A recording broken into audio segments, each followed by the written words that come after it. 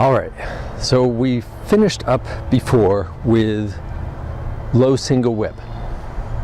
So after waving hands in clouds, we gathered water, shifted the weight, and then out and across. Toe comes in, hip hitch and press. Okay? I noticed in that video, I noticed when I was editing the video that my knee was going past my toe at times. So you want to make sure that that does not happen, or make sure that you emphasize that with your students, okay? It's harder to get that on a surface that's grippy where I can't slide my foot out a little bit more as a kind of little cheat, which I notice I do. So anyways, make sure that the knees are not going past the toe. So from low single whip, we're going to go into snake creeps down. Opening up the back toe, shifting the weight, hands pulling down towards the back foot. Right hand stays back by the right knee as the left hand sweeps around the left knee. We're shifting the weight forward again. Right toe comes in, push down with the left foot, getting all the weight forward. Right knee and elbow float up into Golden Rooster. Okay? So when I teach this move, I don't typically break this one up into just feet and just upper body. I suppose if you wanted to, you could kind of, instead of focusing on the feet, you could kind of go through the upper body and talk about what goes on there. But I find that breaking this one up, it just kind of, it gets confusing because there's no flow to the whole move. So what I would suggest is when you're going through the move, I would just go piece by piece. First of all, just like with low single whip, people do not have to physically get down this low. You certainly want to make sure that they are not pushing it to a point where they're hurting their knees. So knee health is always way more important than what the move looks like. Rather than the physical sinking down low, you can always do the internal sink. That is far more important than the physical sink, okay? So to go through snake creeps down, I'm gonna do this a little higher just to save my leg strength because I've already done a few takes of this video. So from low single whip, we're going to shift the weight over to the left foot. So typically we're about 70-30. I want to go right to the limit of where that knee is going to go past the toe, making sure I'm not going past and seeing if I can kind of sink my weight down into that foot to release pressure from this foot. So as I do that, I can then lift my toe up off the ground. I'm going to turn my hips. I want to open up the back toe, but I'm going to do that by turning my hips to open it. So I'll turn my hips and then shift the weight back to the back foot. As I'm shifting the weight back, I'm going to pull down towards the back foot. Okay? So the specific application of this is taking somebody's arm and pulling it downward to pull them off balance and throw them. Okay?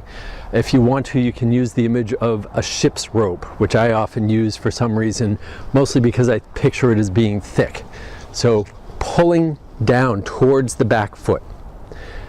When I pull down, the right hand is going to pause back by the right knee, but as I shift the weight back to the front, the left hand is going to sweep around the left knee. Okay? So it's like I'm blocking a kick from my left knee. So let me do that again. From single whip, I'm going to shift the weight, sinking down into the left foot, weight comes off the toe, opening up. So it's the hips that are opening up, and then I'm pulling down towards the back foot. Again, you don't have to sink down this low, it can be just a pull down towards the back foot, internally sinking low. Right hand stays back, turning back, shifting to the front. Left hand sweeps around the front, right toe comes in. Okay? Important to get the right toe in because that will make it easier to go up into Golden Rooster. From here, from the right toe in, right arm and the right leg are going to sweep up together. So at this point, this is probably one of the few points, I wouldn't even say this to the students, but this is probably one of the few points where it's okay to shift the knee over the toe because you're lining up all your weight right over the foot, okay? So from here, all the weight in the front foot, pressing down into the ground with the front foot, right knee and elbow float up to Golden Rooster. When you get to Golden Rooster, left hand is resting on that that hypothetical beach ball floating in the water. And you can also kind of use the, I'm sorry, this is the left hand. Left hand is resting on that hypothetical beach ball in the water. You can also imagine that this hand is resting on a post, like giving yourself support to float up, okay? And as with first section, when we do right scissors or left scissors, the floating up, you don't want to emphasize the floating up, you want to emphasize the rooting down to let this side float up. I'll talk about that in a minute. So let's do that one more time. Let's get back here, give some room here. From waving hands in clouds to gather water. Shift the weight. Low single whip. I'm doing the preload to step out. I'm only going so low.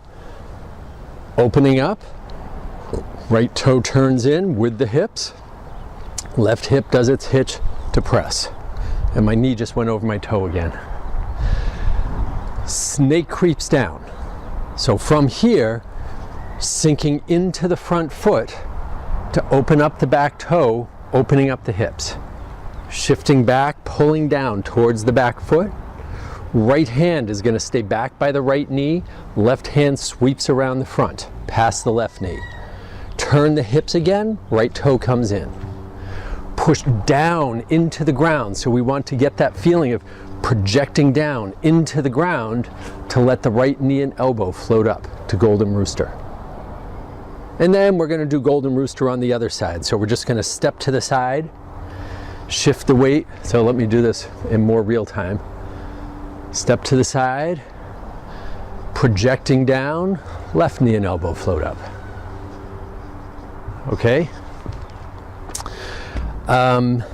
So that rooting down thing, you've probably heard this before, but it's good to go over it. Whenever we do a move with one leg going up, the body's tendency is to lift that up. But we don't want to lift that up because we don't want to focus on the lifting up of it, because if we focus on the lifting up of it, we're going to build up tension, we're going to bring our breath up, we're going to make ourselves, bring our center of gravity up, make ourselves more top heavy. So what we want to do instead is focus on sinking into the ground and letting this side float up, okay? So the typical imagery I use for this, I used to talk about a waterbed. It's like you're standing on a waterbed, you push down, you step on one side of the waterbed, the other side floats up, okay? A little bit more precise, but not quite so poetic. It's like this hydraulic system with a tube that goes underground and then comes back up, and it's filled with water about here. If I push down on the water on one side, then the other side floats up, and that floating up floats the leg, okay, or whatever you're trying to lift. All right, so it's going to be the same thing here. Pretend that's a low single whip, snake creeps down. So when you get to here, instead of focusing on the lifting up, you want to focus on the projecting down into the ground. Okay, your body's going to rise up just because you're coming from a low snake creeps down, but you want to get the feel of really projecting into the ground for that to get the float up. All right, the more people master that projecting into the ground with moves with one leg, the more they'll get it throughout the form. So even right at the beginning, stepping out here, instead of me lifting the leg to step out, I'm getting the feel of rooting into the ground so that this leg just floats out, and then I can do the move. And I'm not going to go deep into this, but even the ward off is coming from the projecting into the ground. It's not coming from me pushing this out. It's like a resonance of that sinking down coming out. So that rooting down shows up in all the moves. Okay? All right, so if we do snake creeps down from different directions, let me do it from the back so you can see that. Which way am I going? Here we go. So after waving hands in clouds, into gather water. Low single whip. Toe comes in, hip hitch and press. Snake creeps down. Opening up the back toe, pulling down towards the back foot. Right hand stays back, left hand comes around the front, right toe comes in. Project down to float up, golden rooster on one foot. Stepping to the side, golden rooster on the other foot. Okay? Then we'll get into the cradle kicks. Let's do it from this side. Yeah, I'm going there. So, waving hands in clouds into gather water. Low single whip. Toe comes in, hip hitch and press. Snake creeps down, rooting down, opening up, pulling down. Right hand stays back, left hand sweeps around the front, right toe comes in. Projecting down, you can use the imaginary post here, projecting down to float up. And golden rooster on the other side. Okay? One more time from this side. So after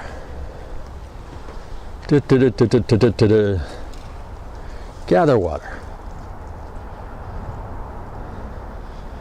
low single whip. And if I didn't say it before, snake creeps down. If I didn't say it before, we want to keep the torso upright here too. I'll get to that in a minute. Right toe comes in, project down to float up. Golden rooster on one foot. Stepping to the side, golden rooster on the other foot. Okay? I just said I was going to get to some. Oh yeah. So just like with low single whip, where we don't want to lean over, you'll find it happens more often with snake creeps down because people have this feeling that they want to get their hands down low, so they'll kind of reach for it here. In Tai Chi, we never want to reach for a move. We've talked about that. Arms don't do the work, it's the body. So same thing here, snake creeps down, we want to keep the torso fairly upright. Okay? One other thing I've noticed, I've done this a couple times in this video, is the back leg. So low single whip, snake creeps down. You don't want to let the back leg collapse in. You want to see if you can keep that foot as flat on the ground as you can. It's harder here, but that's why we let the toe turn in. One of the reasons, because if we don't, this is going to pull in. The other reason we let the toe turn in is because it's a whole lot easier to step up from here than it is from this position. Kind of have to drag the foot to get it in from that position. All right? So that is snake creeps down.